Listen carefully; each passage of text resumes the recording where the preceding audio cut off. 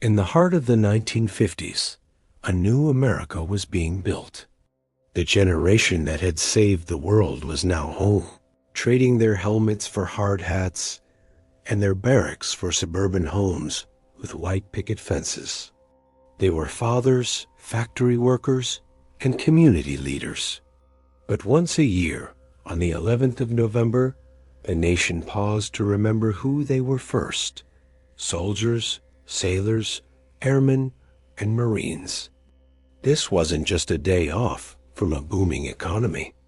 It was a deeply personal and collective thank you, a moment of profound respect.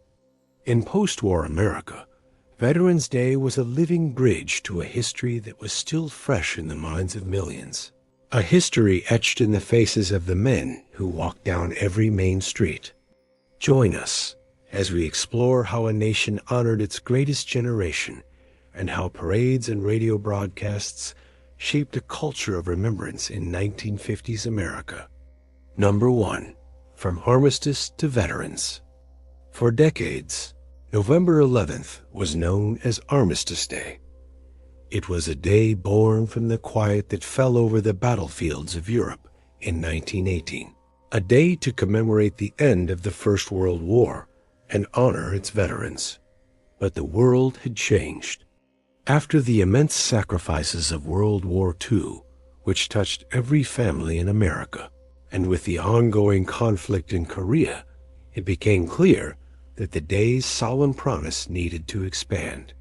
The nation's powerful veteran service organizations, like the American Legion and the Veterans of Foreign Wars, urged Congress to amend the act. They believed that all veterans from all of America's conflicts deserved to be honored on this single sacred day. In 1954, President Dwight D. Eisenhower, himself one of World War II's greatest generals, signed the legislation.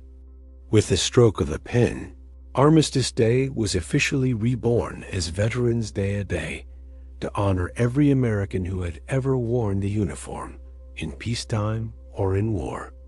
Number 2. The faces of the generation. When we think of the greatest generation today, we often picture elderly men, grandfathers with stories to tell from a distant past. But in the 1950s, these veterans were the backbone of the nation, and they were young. They were in their late 20s and 30s, building the very suburbs that would define the American dream and raising the first wave of the baby boom. Fueled by the GI Bill, they were attending college, starting businesses, and buying their first homes. They were trying to find normalcy after witnessing the most extraordinary and often horrific events of the 20th century. For many, the war was a chapter they were ready to close. But on Veterans Day, that chapter was reopened, not with sorrow, but with pride. It was a chance to stand with the brothers who shared an unbreakable bond, forged in the fields of France, the deserts of Africa, and the islands of the Pacific. Number 3. The uniform is a bridge to the past. For 11 months out of the year, he was a civilian. But on November 11th, the uniform often came out of the closet. It might have been stored in a cedar chest, still smelling faintly of mothballs. The wool might have felt a little heavier, the fit a little tighter than he remembered. But putting it on was a transformation. It was a bridge back in time. With each button fastened, he was no longer just a dad or an accountant.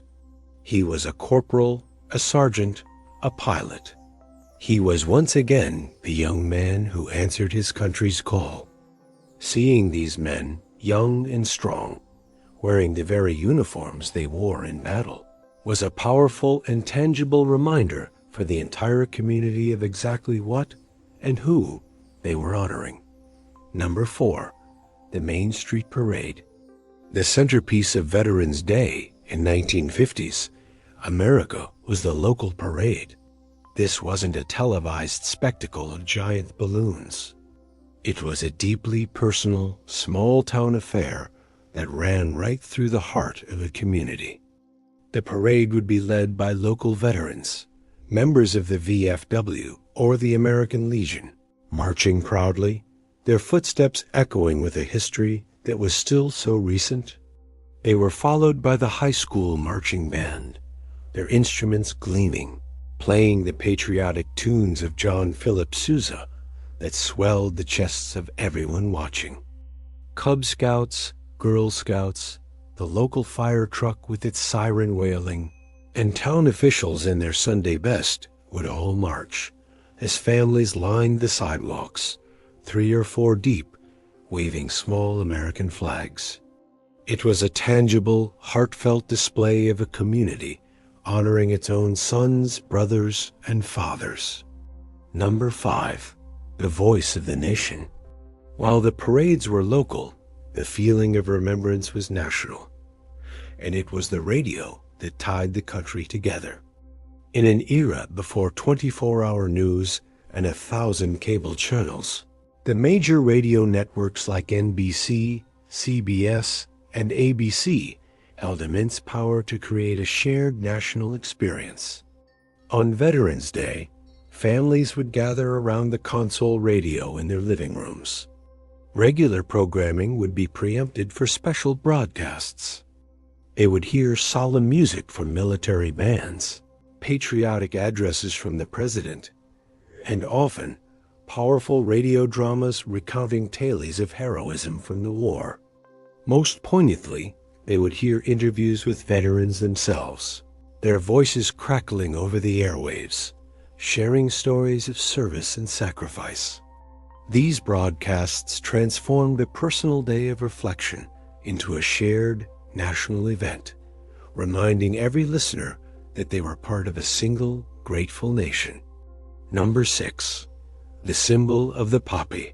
Worn on the lapels of coats and dresses across the country was a small, yet powerful symbol of remembrance, the red poppy. This tradition, born from the poppy fields of World War I and the famous poem In Flanders Fields, was a vital part of the day.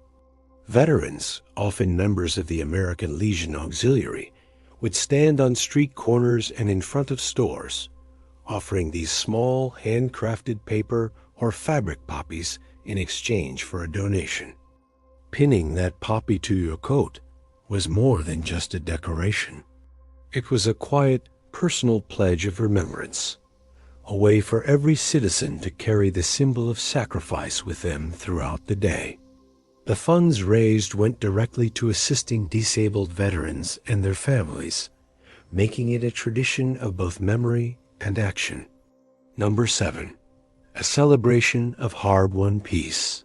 While the day was rooted in solemn remembrance, it was also, in its own way, a celebration. It was profoundly different from Memorial Day's sorrowful tone. For the generation that had endured the Great Depression and fought a global war, the 1950s represented a new era of peace and unprecedented prosperity. The very existence of their booming suburbs, their new cars, and their healthy, growing families was the victory they had fought for. Veterans Day, therefore, wasn't just about looking back at the cost of war. It was about appreciating the vibrant, hard-won peace they were now living in.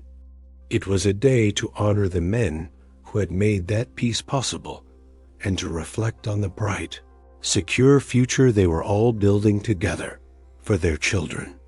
The parades are smaller now, and the singular voice of the radio has been replaced by the noise of 1,000 other channels. The veterans of that greatest generation are now our treasured elders, their numbers dwindling with each passing year, their stories becoming precious history. But the spirit of that 1950s Veterans Day, a spirit of community pride, profound respect, and national unity, laid the foundation for how we honor our heroes today. It was a time when remembrance wasn't just a memory, but a living, breathing part of the American experience, preserved forever in America's past. How did your family or hometown honor veterans when you were growing up? Share your stories in the comments below. And if this video moved you, be sure to like it and subscribe to RetroStates for more journeys into America's history.